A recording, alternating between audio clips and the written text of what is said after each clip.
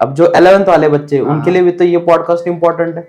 तो biggest mistake क्या है जो आपने गलती की और आपको अभी वो रियलाइज हो गई कि ये गलती अगर मैं नहीं करता तो मैं IIT, IIIT या NIT में होता। और सबसे इम्पोर्टेंट पार्ट कि बच्चे जब डिप्रेशन में जाते CET जैसे नजदीक आती है तो आपने उस प्रॉब्लम को कैसे टैकल किया वो बच्चों को सुनना है। और CET में तीनों सब्जेक्ट में आपने बैलेंस कैसे रखा तीनों सब्जेक्ट को। अब मुझे बताओ बेटा कि JEE से CET में शिफ्ट होने के लिए क्या क्या किया। फर्स्ट अटेम्प्ट को तो मैंने किया कि फिजिक्स करूंगा, फिर मैथ्स करूंगा, फिर केमिस्ट्री। लेकिन JEE 2 के लिए अटेम्प्ट के लिए मैंने पहले केमिस्ट्री किया, उसमें 1.5 घंटा गया, कुछ हुआ ही नहीं फिर मेरा उसकी वजह से। तो स्ट्रॉन्ग सब्जेक्ट मुझे मैथ्स को ज़्यादा सपोर्ट देना चाहिए था कि पहले अटेम्प्ट उसको किया। Okay good. आप जब COP में गए तो आपकी फीलिंग कैसी थी। तो उधर 1500 रैंक्स के आसपास के थे और मैं अकेला गया था 800। मैं लगता था भाई बहुत होशियार हूँ मैं, ऐसे 1500 के बीच में 800 का बच्चा आया।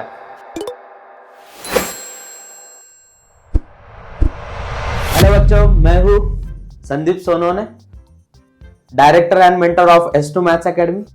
आज हमारे साथ है हेलो एवरीवन, मैं निनाद पाटिल, अभी COP टेक्नोलॉजिकल यूनिवर्सिटी के सेकेंड ईयर ENTC डिपार्टमेंट में हूँ। अगर आप MST CET एस्पिरेंट हो तो ये वीडियो आपके लिए है। इस वीडियो में हम कुछ बातें करने वाले रिगार्डिंग CET में क्या क्या करना चाहिए, क्योंकि अभी CET की एग्जाम नजदीक आ रही है तो उस रिगार्डिंग हम कुछ बातें करेंगे निनाद पाटिल के साथ। तो निनाद, आपने CET की तैयारी कैसे की। CET की तैयारी अब बोला जाए तो JEE से स्टार्ट की थी। ओके। तो पहला एम तो था कि IIT में जाएंगे। IIT में जाने के लिए JEE की तैयारी स्टार्ट की, आपके पास आया था। तो पहले की शुरुआत 11th में तो बहुत इजी गया, उसके बाद 12th में आते ही समझ में आया कि ज़्यादा करना पड़ेगा। फिर JEE दी, पहला अटेम्प्ट दिया, वो आई थी 27 जनवरी शिफ्ट 1, पूरा ख़त्म के बाद फिर समझ में आया कि और ज़्यादा करना पड़ेगा। तो उसके लिए पढ़ाई तो की ही, ऑब्वियसली आपके मेथड्स यूज़ किए, वो शॉर्टकट्स बताते थे वो यूज़ किए। फिर नोटबुक में एक फार्मूला पेजेस बनाने को बोले थे आपने चैप्टर्स के स्टार्टिंग में, वो किए। टेक्स्ट बुक आपने रेफ़र किया था, फॉर एग्जांपल एररलेस यूज़ की।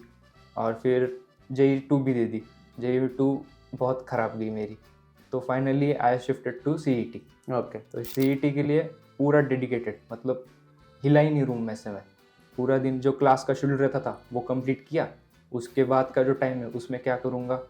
एक इम्पॉर्टेंट पॉइंट कि मैथ्स को ज़्यादा टाइम दूंगा। अगर मैंने मैथ्स को फॉर एग्जांपल 2 आवर्स के लिए स्टडी की तो फिर कंपैरेटिवली फिजिक्स और केमिस्ट्री को मिला के 2 आवर्स की पढ़ाई की। तो ये सिर्फ पढ़ाई का, और टेस्ट का अलग 2 आवर्स। तो ऐसा चलता था मेरा CET के लिए। ओके।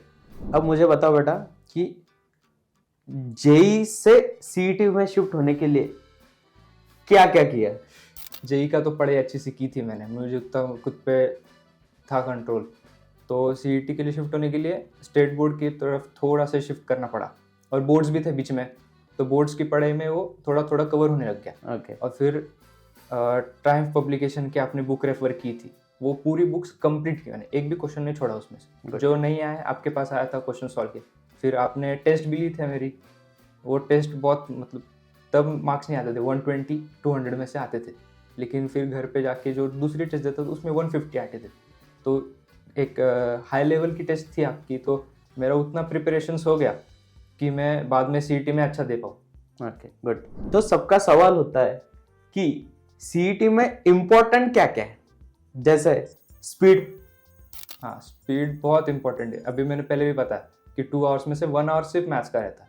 तो अगर आप पहले स्टार्ट किया कि फिजिक्स केमिस्ट्री दे देंगे, जो कि ऑब्वियसली होता ही है, तो उसमें भी आप जो आपका स्ट्रॉन्ग सब्जेक्ट है ना, फॉर एग्जांपल अगर फिजिक्स होगा, मेरा फिजिक्स था, फिजिक्स और केमिस्ट्री में, तो मैंने पूरा फिजिक्स पहले ख़त्म कर दिया। मेरा फिजिक्स ऑलमोस्ट 20 मिनट 25 मिनट्स में ख़त्म होता था। तो बचा हुआ टाइम्स मुझे केमिस्ट्री नहीं आता, उसमें लगाया। फिर अगला मैथ्स में कैसा होता था कि क्वेश्चंस जल्दी जल्दी सॉल्व कर दिए, जो नहीं आता सिस्टमेटिकली लिखना होता, लेकिन पेज पे कि क्वेश्चन नंबर 20 है समझ, तो उसका मैंने आधा सॉल्व किया, आधा पे छोड़ दिया, अगले इस पे सॉल्व किया, तो वो पेज पे मैं बाद में आ सकता हूँ। तो ऐसे पूरे 50 क्वेश्चंस उसके ख़त्म कर देने 100 मार्क्स। मैं आपको एक इम्पॉर्टेंट चीज बताता हूँ बच्चों कि CET में अगर आपको पढ़ाई करनी है तो मैथ्स की पढ़ाई सबसे ज्यादा करना बहुत इंपॉर्टेंट है। क्यों? 100 मार्क्स के लिए मैथ्स है, फिजिक्स 50 मार्क्स के लिए, केमिस्ट्री 50 मार्क के लिए तो सबसे इंपॉर्टेंट पार्ट आता है मैथ्स, और बच्चे यही भूल जाते हैं कि मैथ्स अगर आप पढ़ाई कर रहे हो फिजिक्स की 1 घंटा, केमिस्ट्री की 1 घंटा, तो आपको मैथ्स की 2 घंटे करनी ही करनी है। और मुझे एक बताओ बच्चा कि आप जब सीयूपी में गए तो आपकी फीलिंग कैसी थी? अरे एडमिशन के दिन गया था मैं, सेकंड राउंड में मुझे मिल गया, फर्स्ट राउंड में मिल गया था लेकिन एडमिशन के लिए सेकंड राउंड में गया, तो उधर 1500 रैंक्स के आसपास के थे और मैं आके लगा था 800।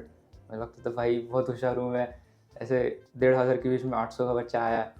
फिर फर्स्ट ईयर का फर्स्ट सेमेस्टर ख़त्म हुआ, मेरा सीजी आया, बोला नहीं ये 1500 वाले भी अच्छे होते, तो पढ़ाई करनी ज़रूरी है, सीजी मेंटेन करना इंपॉर्टेंट है, क्योंकि बाद में जब इंटरव्यूज़ होते हैं 4th ईयर में तब वो कैप लगाए थे कि 8 सीजी के ऊपर क्या हो, तो वो सीजी होना चाहिए तुम्हारा।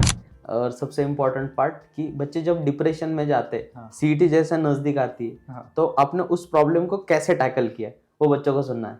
मैंने बीच में छुट्टी ले ली थी कुछ नहीं किया, टीवी देखा, पिक्चर देखने गया, घर वालों के साथ बात की, मम्मी साथ में रहती थी हमेशा, तो एक इमोशनल सपोर्ट रहता है, तो वो थोड़ा डिप्रेशन कम कर देती। डिप्रेशन में तो गया ही नहीं है। ओके गुड, अच्छी बात है। लेकिन आपको कैसा लगता है कि आपकी बिगेस्ट मिस्टेक क्या थी जब आप पढ़ाई कर रहे थे 11th 12th में? तो अब जो 11th वाले बच्चे उनके लिए भी तो ये पॉडकास्ट इंपॉर्टेंट है, तो बिगेस्ट मिस्टेक क्या है जो आपने गलती की और आपको अभी वो रियलाइज हो गई कि ये गलती अगर मैं नहीं करता तो मैं आईआईटी, ट्रिपल आईटी या एनआईटी में होता? अभी के लिए स्ट्रॉन्ग सब्जेक्ट जो है ना उसको प्रायोरिटी दो, जो स्ट्रॉन्ग सब्जेक्ट होगा वो मार्क्स देगा। मैंने क्या किया, केमिस्ट्री बिल्कुल नहीं आता, ऑर्गेनिक तो रिएक्शंस याद नहीं रहते, कुछ नहीं रहते, रट्टा मारने की चीज़ नहीं आती, मैं वो ही करते बैठता था, चार्ट्स बनाता था, वो लर्न करता था, 3-4 घंटे बैठा कुछ जमाने, फिर मैथ्स छूट जाता मेरा। तो उसके वजह से क्या हुआ, मेरा जेई में भी वैसे ही किया मैंने।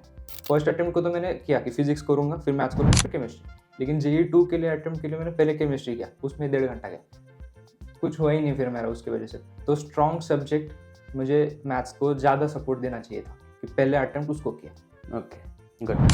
और मुझे ये पूछना है कि यस2 में क्या डिफरेंट था? S2 में देखो, ऐसे जो लेक्चर्स रहते थे उसमें नोट्स में आप स्टार करने लगाते थे, फिर एक याद है सबको खड़ा करते थे क्वेश्चन पूछने के लिए, इसका फॉर्मूला पता नहीं आया, खड़ा रहने का। हाँ। फिर लेक्चर खत्म होने के बाद भी हम फ्री टाइम में इधर आके बैठ सकते थे, आपका बोर्ड यूज़ करते थे जिसपे क्वेश्चन सॉल्व कर दिए, बहुत मज़ा आता था तब, बहुत मजा। हाँ, फ्रेंड्स होना इम्पोर्टेंट है क्योंकि तब फ्रेंडली कंपटीशन करते थे हम कि तुझे 80 आए मुझे 82 आए। देखो फ्रेंड्स बहुत इंपॉर्टेंट होते हैं, इमोशनल सपोर्ट के लिए बोल लो या फिर कंपटीशन के लिए बोल लो, लेकिन उन पे ऐसा हर चीज़ नहीं जानी चाहिए कि उसने बोला इसलिए मैंने कर दिया। आपको जो लगता है ना वही करो। अभी के लिए 11th वालों को तो ये बहुत इंपॉर्टेंट है क्योंकि एक बार फ्रेंड सर्कल बन गया 12th में वो छूटता नहीं।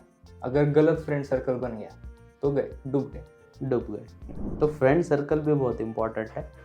आज के पॉडकास्ट में हमने जो पॉइंट्स थे वो इतने डिस्कस किए। अगर आपको लगता है कि और कुछ पॉइंट डिस्कस होने चाहिए तो आप कमेंट बॉक्स में डाल सकते हो, ठीक है? चलेगा बच्चों, bye bye, take care and enjoy the day.